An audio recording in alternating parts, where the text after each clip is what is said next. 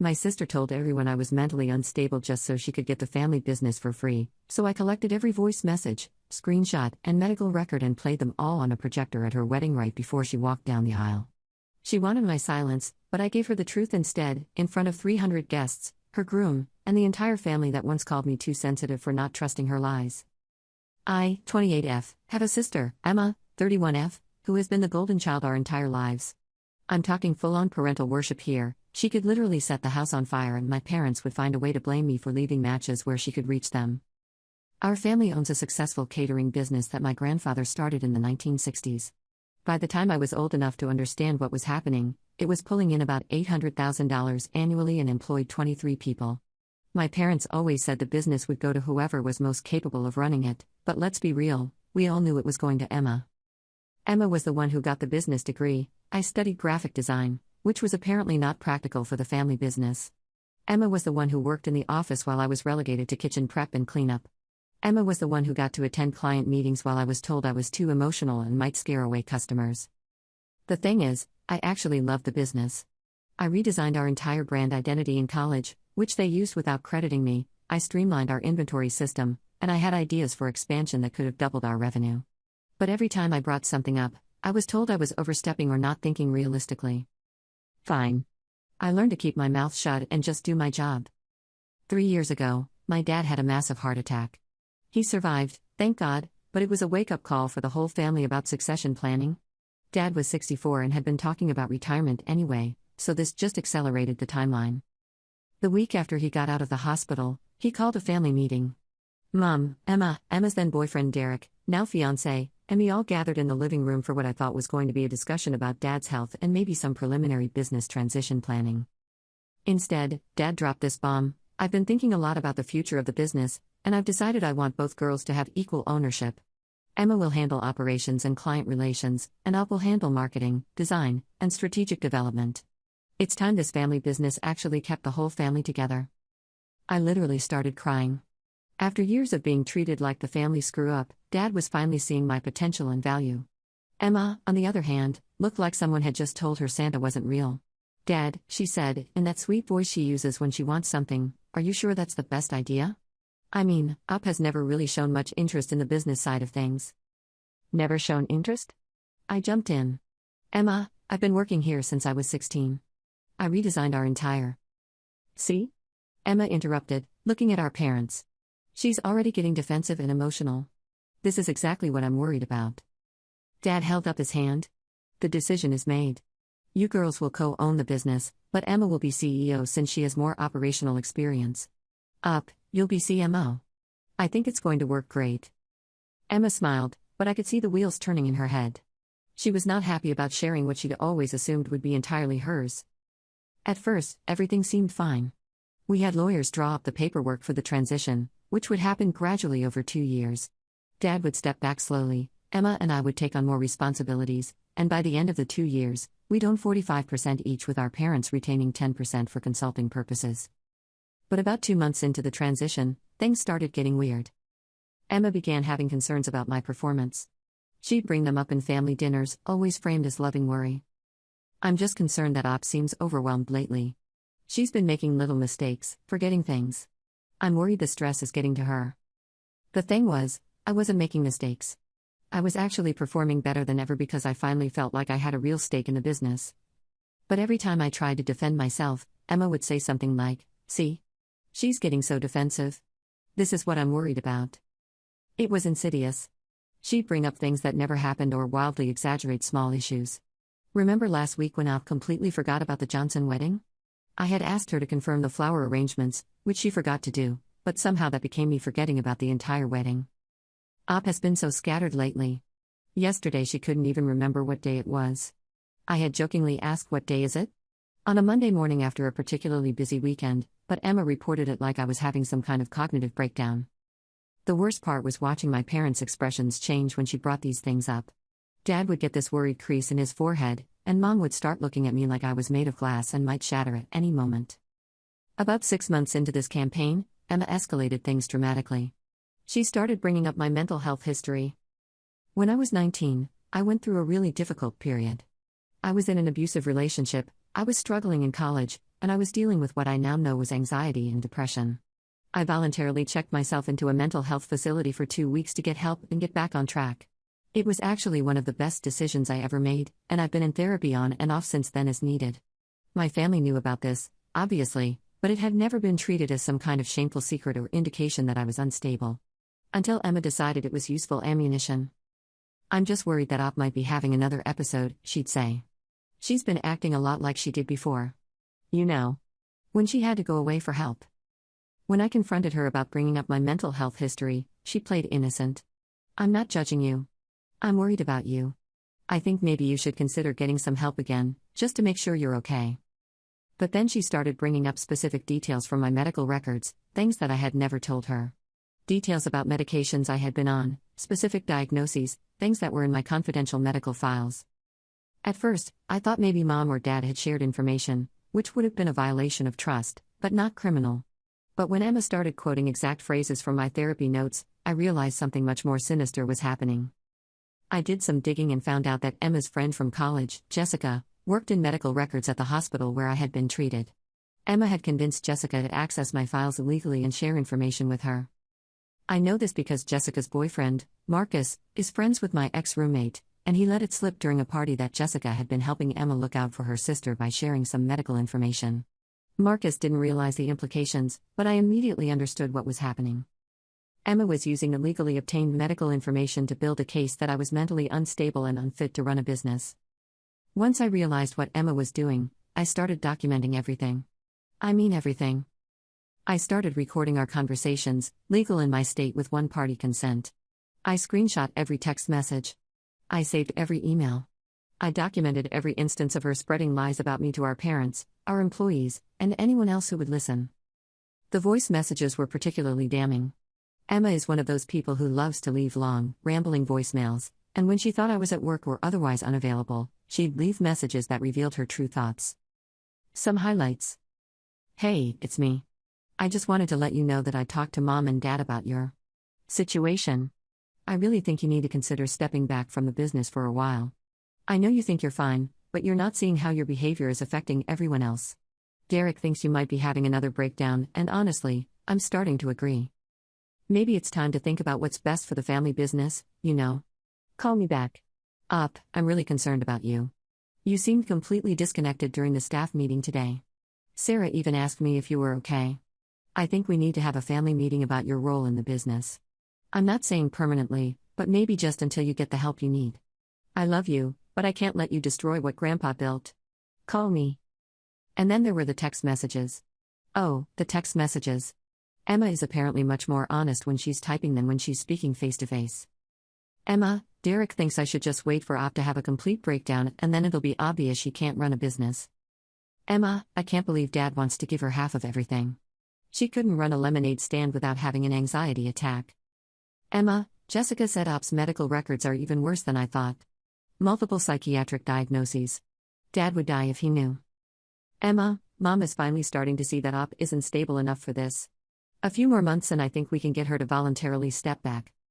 But the most damning evidence came from a group chat between Emma, Derek, and Derek's sister, Katie. Katie apparently has a business background and was giving Emma advice on how to push me out of the business. "Katie, you need to document every mistake she makes, every time she seems emotional or unstable. Build a case that she's not competent. Emma, I'm trying but she's actually doing really well at work lately. It's annoying. Derek, just keep bringing up her mental health stuff. Parents are already worried. Katie, can you get copies of her medical records? That would be smoking gun evidence. Emma, working on it. Jessica owes me a favor. Derek, be careful with that. Isn't that illegal? Emma, only if we get caught. Katie, once you have documentation of her instability, you can present it to your parents as evidence she shouldn't inherit the business. They'll probably buy her out just to avoid the risk. Emma, exactly. She gets some money, I get the business, everyone wins. Derek, except Op. Emma, Op will be fine. She's not cut out for this anyway. I'm doing her a favor. Reading those messages was like getting punched in the stomach. This wasn't just sibling rivalry or Emma being selfish. This was a calculated, coordinated campaign to destroy my reputation and steal my inheritance. The family intervention. The culmination of Emma's campaign came about 18 months after Dad's heart attack. She organized what she called a family intervention about my mental health and my role in the business. I came home from work one day to find Mom, Dad, Emma, Derek, and even my Aunt Linda, Mom's sister, sitting in our living room. Emma had clearly briefed everyone beforehand because they all had this weird, concerned expression like they were about to tell me my dog had died. "Honey," Mom started, "we want you to know that we love you and we're worried about you." Emma jumped in immediately. We've all noticed that you've been struggling lately. Your behavior has been really concerning, and we think you might benefit from getting some professional help again." "What behavior?" I asked. "I've been doing great at work. I just landed the Morrison account, I've increased our social media engagement by 200%, and..." "See, this is what we're talking about," Emma interrupted. "You're getting defensive and agitated just from us expressing concern." Dad cleared his throat. "Sweetheart, Emma has shared some concerning observations about your work performance and your emotional state. She showed us some documentation that suggests you might be struggling more than you're letting on." My blood ran cold. "What documentation?" Emma pulled out a folder. "I've been keeping track of incidents where you seem confused, forgetful, or emotionally dysregulated. And I also have some information about your medical history that I think is relevant to this discussion." She started reading from what I immediately recognized as excerpts from my confidential medical records. Diagnoses, medications, therapy notes, everything that Jessica had illegally provided her with. "Where did you get this?" I demanded. "That's not important," Emma said. "What's important is that this documentation shows a pattern of mental instability that makes it dangerous for you to be involved in running a business." Aunt Linda, who barely knows me and had clearly been fed a lot of misinformation, nodded sagely. "Honey, maybe it would be better for everyone if you stepped back from the business and focused on getting well." Dad looked torn. "I don't want to take away your inheritance, but if you're not stable enough to handle the responsibility." "I'm completely stable," I said. "Emma is manipulating you. She's lying about my performance, she illegally obtained my medical records, and she's trying to push me out of the business. She can have it all to herself." Mom patted my arm condescendingly. "Sweetheart, you're getting very upset. This is exactly the kind of reaction that has us worried." Emma looked at everyone with this expression of sad concern. "This is what I was talking about. Anytime anyone tries to address the issue, Op gets paranoid and starts making accusations. It's like she can't see how her behavior affects other people." It was like being in a nightmare. Everything I said in my defense was being used as evidence that I was unstable. Every attempt to point out Emma's lies was labeled as paranoia. I felt like I was going crazy, which I'm sure was exactly Emma's goal. The intervention ended with my parents strongly suggesting that I voluntarily step back from the business and seek intensive therapy. They offered to pay for treatment and even suggested I could come back to the business once I was better, but it was clear they thought I was fundamentally unfit for leadership. I left the house that night and went to stay with my friend Alex. I needed time to think and figure out my next move. The legal discovery. While I was staying with Alex, I did some serious research into my legal options. Emma's use of illegally obtained medical records was a clear HIPAA violation, and her campaign of defamation could potentially be grounds for a lawsuit. I contacted a lawyer who specialized in business disputes and family law, Jennifer Walsh. She was expensive, but after I showed her all my documentation, the recorded conversations, the text messages, the evidence of medical record theft, she agreed to take my case. "This is one of the most clear-cut cases of business interference and defamation I've ever seen," she told me. "The medical records violation alone could result in significant penalties for your sister and the person who provided them." Jennifer helped me file a complaint with the Department of Health about the HIPAA violation, and she also started building a case for intentional interference with business relations and defamation. But more importantly, she helped me understand my rights as a future business owner. The contracts that had been drawn up for the business transition were ironclad. Emma couldn't just push me out because she'd convinced our parents I was unstable. She would need to prove actual unfitness or incompetence, and all the evidence she had was fabricated or obtained illegally. "Your parents can't just decide to revoke your inheritance based on your sister's accusations," Jennifer explained. "The business transition is a legal agreement. If they want to modify it, they need your consent or they need to prove breach of contract." This was the first good news I had in months. Counterstrike, gathering more evidence. Jennifer advised me to keep documenting everything while she worked on the legal case. "The more evidence we have of your sister's deception, the stronger our position becomes." So I went back home, my parents were cold but not hostile, and pretended to go along with their suggestions while I gathered more evidence. I started seeing my therapist again, not because I thought I needed to, but because I wanted professional documentation of my mental state. Dr. Martinez, who I'd been seeing on and off for years, was appalled when I told her what Emma was doing. I've been working with you for nearly 8 years, and you are one of my most psychologically healthy clients, she told me. Yes, you've dealt with depression and anxiety, but you've managed both conditions extremely well. There is absolutely nothing in your mental health history that would make you unfit to run a business. Dr. Martinez agreed to provide a comprehensive evaluation of my current mental state, which I knew would be useful evidence later. But the real breakthrough came when I decided to secretly record the family dinner where Emma was planning to present her final case for why I should be removed from the business.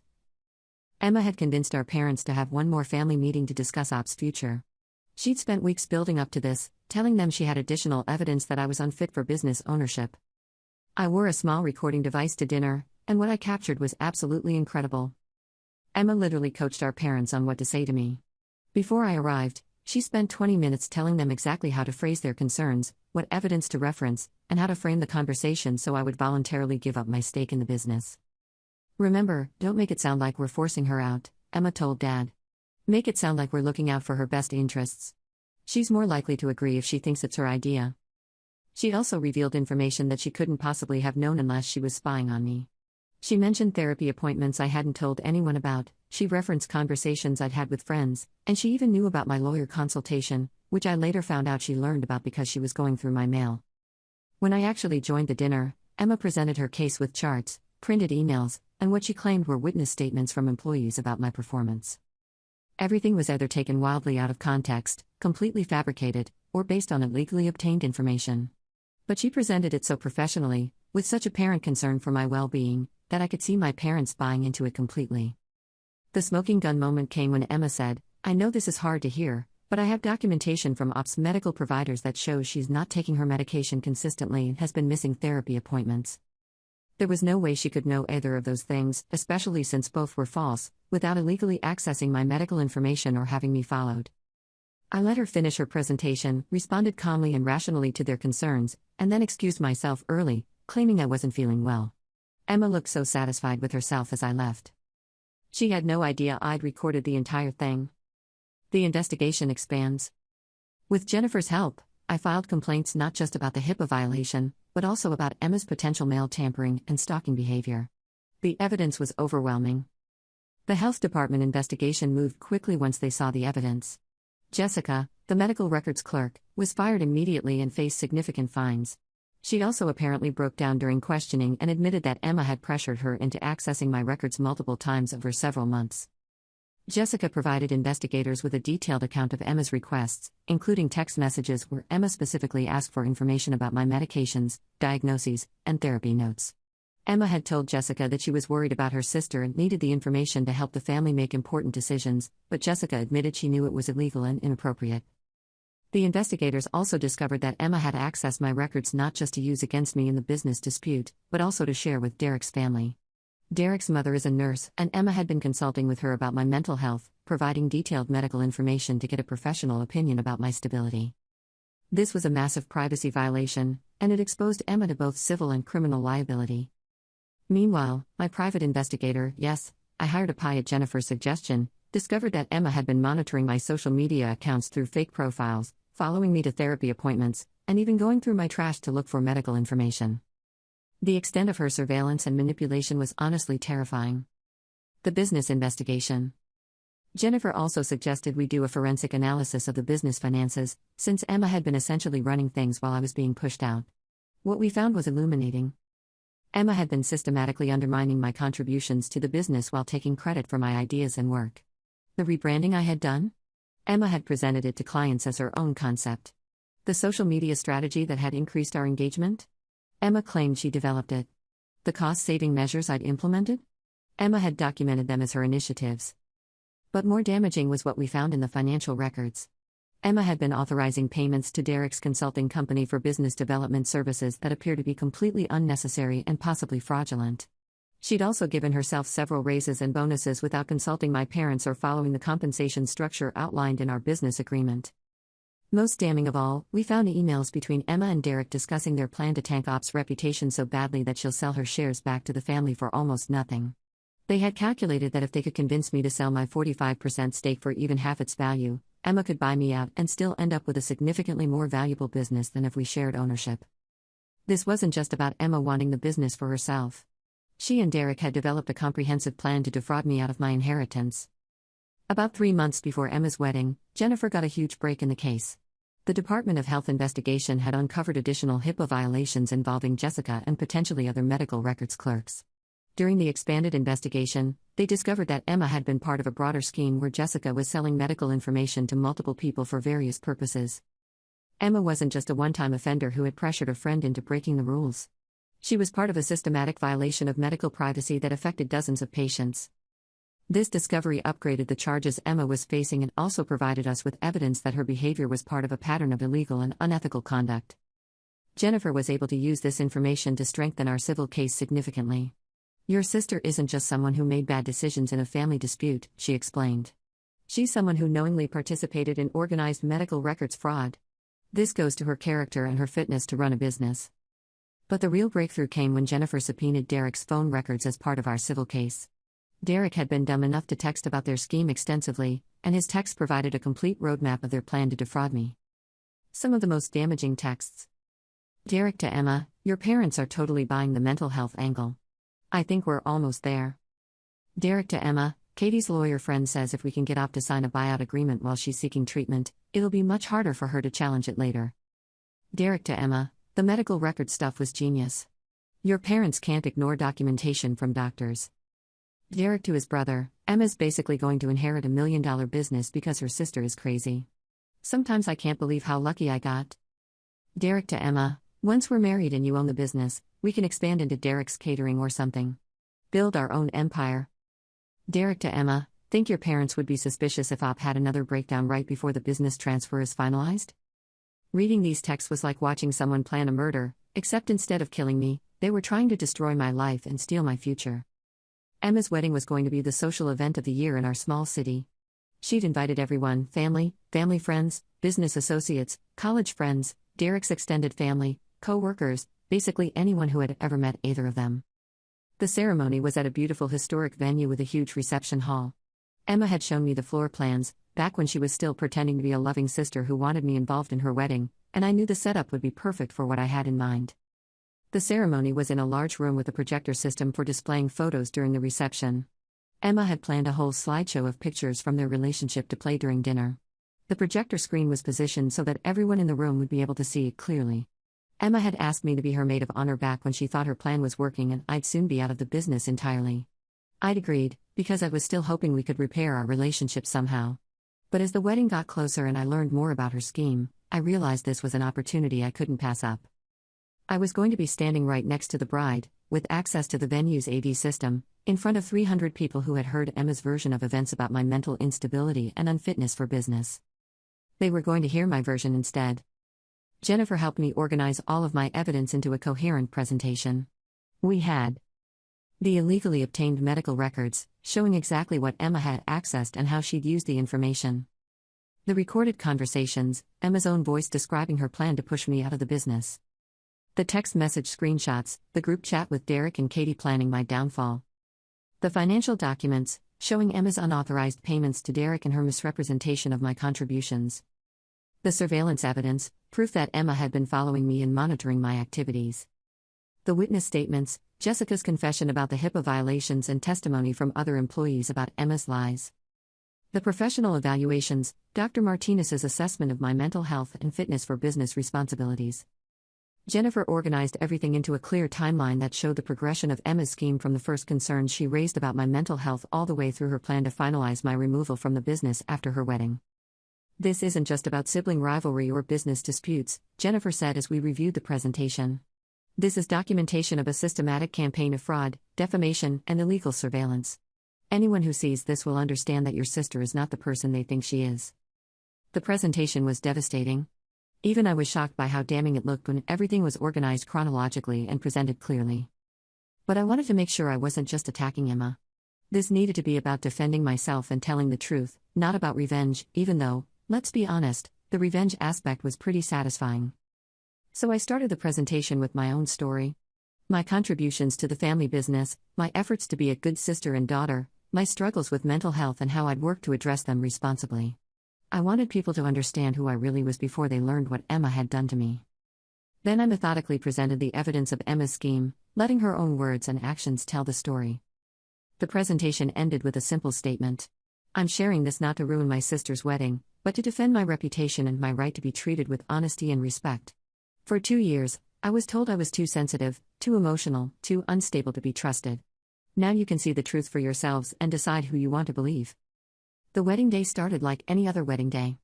I got up early, went to the salon with Emma and the other bridesmaids, and played my part as the supportive maid of honor. Emma was absolutely glowing. She kept talking about how perfect everything was going to be, how she'd finally have everything she'd always wanted, how this was going to be the best day of her life. I'm so glad we worked through all that difficult stuff with the family business, she told me while we were getting our makeup done. I think everything ended up exactly how it was supposed to. The casual cruelty of that comment, acting like my systematic destruction was just difficult stuff that had naturally resolved itself, almost made me lose my resolve.